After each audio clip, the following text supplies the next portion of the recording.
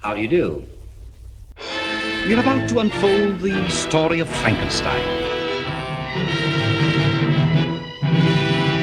He's one of the strangest tales ever told.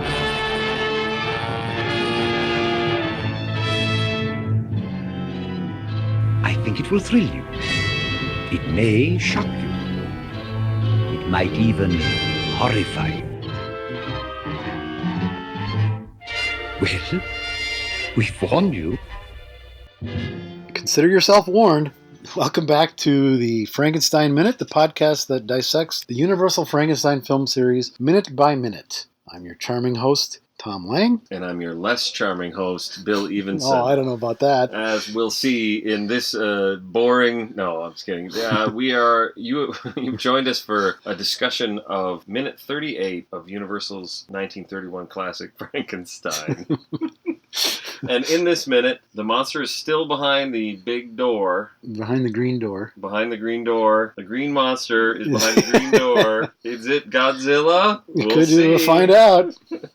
Is King Kong green ever? Should be if he's Should not. be. Henry's gone. He went to go get He went to go get a hypodermic that apparently he's back instantly. Within seconds. It's all loaded up. But he doesn't just bring a hypodermic needle. No. It's loaded with a half-grain solution. Did you look it up? Because I did. Okay. Well, let me tell you all right, what I know about it. All right. I just know what a half grain is. It is 32.3995 milligrams. All right. That's all I know. You know more? No. That is exactly what I found out. Is that the same number? It's about 32 and a half. It's about 32, yeah. Yeah. All right. In the apothecary system. Okay. Which medicine is measured by grains. Yeah. Or was.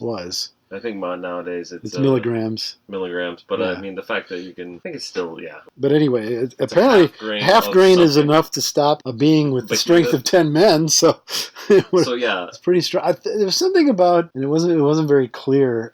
It's like horse tranquilizer or something like that. So this is pretty strong. Horse tranquilizer, what? About a half grain. No. In my bring down a horse? Trying to find any kind of information. But sure this came up, and then the measurement was about it. But they said something about it being in veterinary medicine. It's a pretty strong dose. Quarter grain will. I don't know. We'll do I'm not a doctor, but I play one in this. We'll take podcast. down a pony. Yeah. But whatever it is, it's enough to bring this creature down, the monster down. But first, we've got the plan. The plan. Here's the plan. Yeah. Here's Waldman's plan. Yeah, I'll hide over here. Listen. in relative safety. It's perfect. When he opens the door, he'll see you. Charge at you. Right? Great, right? Hey, Henry's okay with it. Yeah, well, he's totally okay with it, right? He even said he's very direct. Yes. You ready? Yes. I'm totally ready. This is great with me. But what's weird about the plan is that Henry is holding the torch. Yes. So there's two things that were weird about it. Number one, he's not going to go towards the torch. Right. He does. But it's weird to assume that he would. Right. Fire bad. Fire bad, before, as I think Phil Hartman would say on Saturday Night Live. But it's odd that he would go towards the torch. But also the other thing I think is notable about it is that Henry is holding the torch. So now you've got the monster who's had one person in his short life that he's able to identify with and plead with and try to have some sort of relationship with. Is now holding the torch. The very thing that antagonized him. Yes. Yeah. Not insignificant. Right. And he opens that door, and he is a strong, stable guy. Yep. He's ready to charge himself with great. But he steps out carefully. He steps out carefully because I think there's a glimmer of something ain't right here. Right. There's something's fishy. Well, it is weird. He does look over to Waldman, but then right back to Henry. But then I guess he's just dumb. Because he shouldn't fall for this. No, he shouldn't. We can see Fritz falling for this, maybe. But I mean, the torch, I suppose. I guess the only reason... Well, but then he's going to charge, but then he backs up. Mm-hmm. When he realizes, that's the fire bad. Yeah. Backs up and thinks about it a minute. Right, he takes it in. So he's not completely dumb. I think he's learning. Again, it's all part of, he's only a few days old. Mm-hmm. He's becoming kind of more cognizant of his surroundings and what's up. Like, this doesn't quite seem right. And like you said, the one person he had learned to trust is now turned on him. Mm-hmm. His holding the very object of his torment, Yeah. something's up. Yeah. And he waits a while before he finally does kind of charge at him. Yeah. And it's only when Henry starts to kind of jab it at him, like Fritz did. Yep. Like, yeah, okay, I'm not taking that anymore. Again, fool me once. Shame. Yeah. He it's like a little it's scary. It's a scary scene, and it's almost like it plays out like an action scene. Yeah, a little bit. Staged. Yeah. We're gonna figure out this situation with this monster in a way that, I don't know, you'll see in some horror films where. So later horror films, I think Halloween was a big part of this. So is Night of the Living Dead. You reach this common point of just a monster or a creature. Well, hell, Texas Chainsaw Massacre. Yeah. It's just a faceless. It's a monster. Being. Yeah, it's sort of and monster boiled down to its bare minimum. Yeah, and well, actually, the example I'm thinking of is a monster that's not like that. Oh. But the end of Nightmare on Elm Street, where she's gonna make her plan, and she's gonna defeat this thing. Maybe I'm making too much out of it. What it amounts to a few seconds, but it is unusual to me to think, we're gonna open the door. We're gonna do this. Yeah, Here's our plan. Yeah. It doesn't sound great, but okay. All right. And it's right away. We're on minute 38. Monster's been in this movie for 6 minutes, and they're already going to confront this creature and take care of it. Take him down. Yeah. And Henry said completely bought into the Baldwin. It's over. There's no argument anymore. I'm gonna put up the torch. You're gonna half grain solution it, and then it's all up to you. Well, we'll get to that. Then we get another of the third restored moment. The needle actually going into the back of the monster. Yeah, not the best place to stab somebody, but convenient. Yeah, what are you gonna ask him to roll up his sleeve and put the rubber band around his? Don't have to. It's the monster. His sleeve's already rolled up. That's true. His sleeves are too short as it is. Yeah, and those veins are just they're sticking out. Perfect. Yeah. What are you doing? Stabbing him in the back. Stabbing him through at least one layer of clothing, and then, like you said, all that padding. Yeah. Well, it is an odd choice, but definitely. But I think it's famous for being cut out. Cut out more than some other stuff, right? Like, isn't it? There are like varying degrees of editing that were done. Right. Kansas, as we've talked about. Oh, Kansas, cut it in half. Yeah. We'd be done by now. Yeah. We watched the Canvas. We'd be done with the whole series. Yeah. I suppose that's right. Well, good point. We didn't. Did you have some of the cake for the halfway point? No, I'll have to go get that. We didn't celebrate. I'll have to go get that. But yeah, what an odd thing, right? To have a hypodermic needle stabbed into someone's back. I mean, not even. Yeah, so it's weird because you've seen oh Christ, I'm never going to think of the name. Who's the guy who made Andalusia? Un Chien Andalou? Is that the film where they cut an eyeball in half? Cow's eye, yeah. Yeah, and you look at that today, what year is that? That was 1920? Wasn't that Robert Florey? Oh, no kidding? And Salvador Dali. Salvador Dali, and no, it's not. No, it's not Florey. It's yeah. Here we are, you're experts on. That's all right, because I can maybe at least find it, a glance at it, and it will all make sense. Shoot. While you're doing that, I'll consult the Oracle, and we'll cut this all out. And everything. The thing, what I'm looking for is the DVD or whatever of it. It's not under that. I didn't think it was under that title. I thought it was part of a box set. Yeah, it's Buñuel. Yes. There you go. Never mind. All right. Yes, thank you. All right. So are we still going? Yeah, we are through that whole mess. The problem is, I don't remember what year that was, but it's an older silent film. So it's 10 years before this? No, I don't think it's that long. Okay. It's before this. But it's a few years, a handful of years before this. That scene is disturbing now. Oh, yeah. Yeah. Oh, absolutely. So something like that compared to a hypodermic needle stuck into somebody's back through the layers of clothing. Sticking it into Grover. Right. It doesn't make any difference. Yes. And that's what they cut out. Like Kermit it just seems like an odd thing. Shooting up. Having said that, if you pulled one out now and you said, well, I'll just stick this in any part of me, I'd be like, hey, wait. Yeah, whoa. Not cool. I'm just watch while I pass out. Well, and it was some of the things that were censored or not allowed are ludicrous in retrospect. Yeah. Because it was probably cut out because it would show someone how to do that. Yeah, I see what you mean. Yeah, that is something that people have always It's a graphic depiction of some... It is still true. You can't put a YouTube video up showing how to make a bomb. No. I guess it's the same idea. I guess, yeah.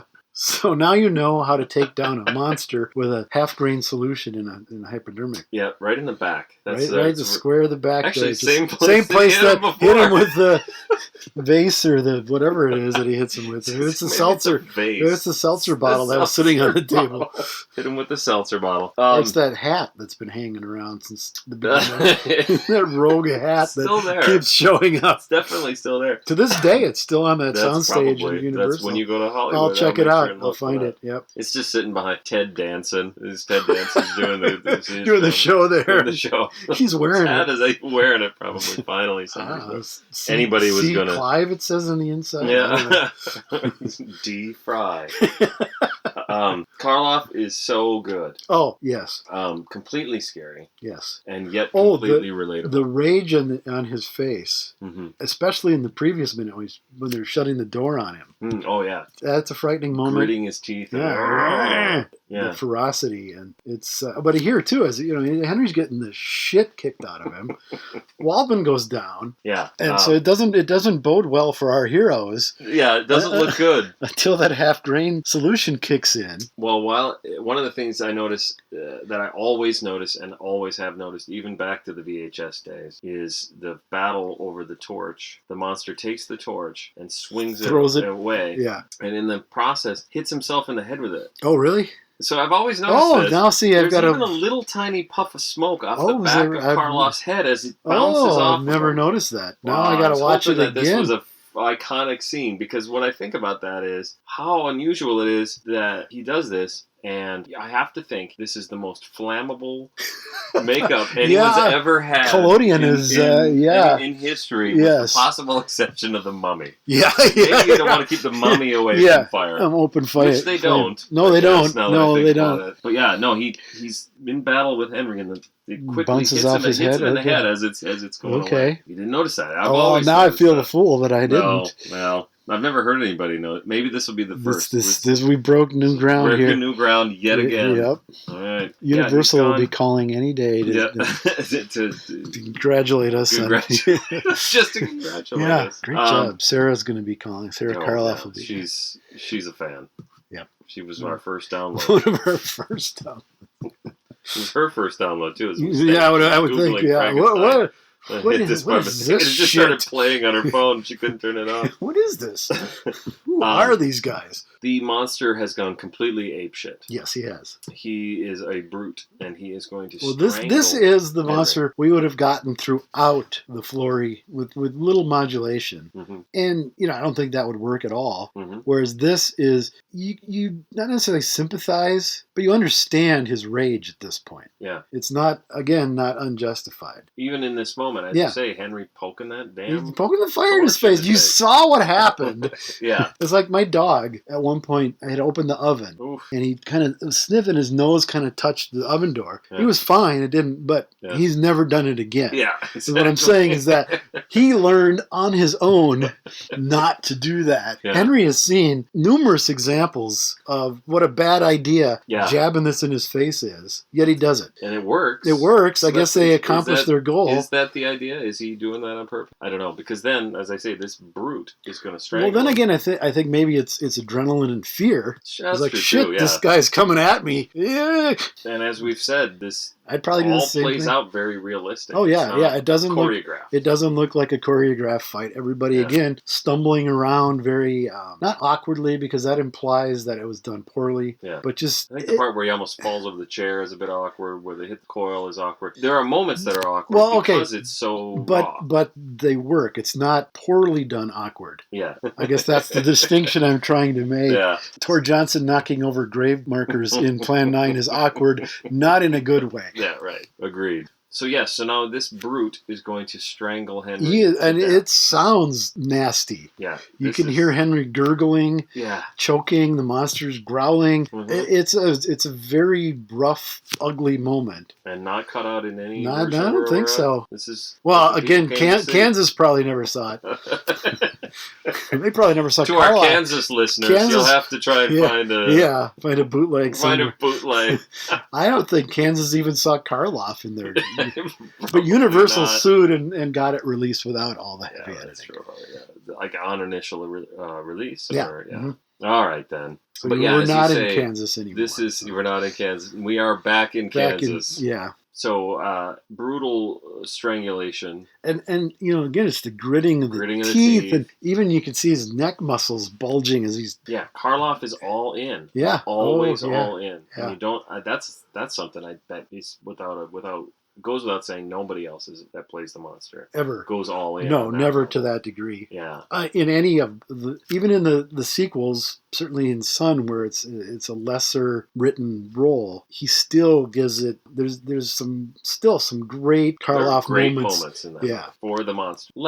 Less, but there's still some great moments. Yeah. And by Ghost, it's gone. Yeah. Well. Because you might as well say it. Yeah. Well, Lon Chaney Jr. is not. He's not Lon Boris. Chaney. No, he's not Lon Chaney, and he's not Boris Karloff. He's not even Bela Lugosi. That's about it. Yeah. And that's what's disappointing when you watch it as a Frankenstein series is. By that point, you've seen Lugosi at his height. Yes. So by comparison, to not be Lugosi, it sounds so awful, right? Like We've been trashing Lugosi for and 6 months. You've got to understand, I do have tremendous affection for Bela Lugosi. Yeah, we both absolutely. Is he in the same league as Karloff as an actor? Not by a long shot. Right. None of them are. What I think is one of the things is he makes an excellent contrast to Karloff. Right. And even in that. The movie we're gonna watch, we've kind of been alluding to, where they're together, Son of Frankenstein. Yeah. He blows him away. Yeah, he does. And that's not. There's a lot of reasons why that happens. Right. And it's not a dig at anybody. Right. It's just the circumstances. But yeah, that is by far Bela's best performance in a film. Yeah. He's outstanding. Mm-hmm. And like you said earlier, a few weeks ago, he saves Ghost from being almost a complete bore. That's true. So get ready for that. Look forward to this. Bomar! I love that. I'll hear that in my head now. I'll be like mowing the fucking lawn. Bomar!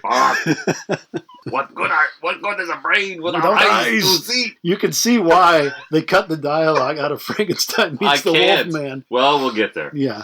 Okay, so then he stops strangling him. He stops strangling him, and again, it's a marvelous moment. Yeah. Where you can almost see like the level rising through his head, where the drug is taking hold, and it's that look again. It's baffled. That confusion. Baffled. Yeah. Like, whoa, what the hell was that? Yeah. Why? I don't get any of this. And then he does something which it's like I want to use the term brave as an actor. To do something so almost broad that he does with his hands. It's just the fogginess and yeah. And the only reason it works like that will never work again. It only works if you're Frankenstein's monster and you've been alive 2 days. For 2 days. There's no you can make another Frankenstein movie and then you could try it. But how often are you in a situation where you're a fully functional, scary looking adult person that's only been alive for 2 days? And he I don't know, almost maybe instinctively knows that. Yeah. Or Whale instinctively knows that it's okay to do that. I could feel like an actor might try to do this, right? Right. Do this portrayal of being drugged. Yeah. And he'd be like, cut. Oh, that's a little much. Can you quit fucking around, please? Yeah. You're an adult. Yeah. But he's not. No, he's not. He's a child. Yeah. He plays it childishly. Yeah. And that's going to be sort of his theme for this film. Yes. Definitely in a very crucial scene later on. Mm-hmm. She does excellently. Mm-hmm. No, it's a brave choice, like you say, but it totally works in this context. And you're right, you could never have that. You just showed somebody that clip, they'd go, that's dumb. Yeah, that's kind of silly. But it is the only moment in this entire canon where that will work. Yeah. Yeah. So and he's the only guy that can pull it off. He really is.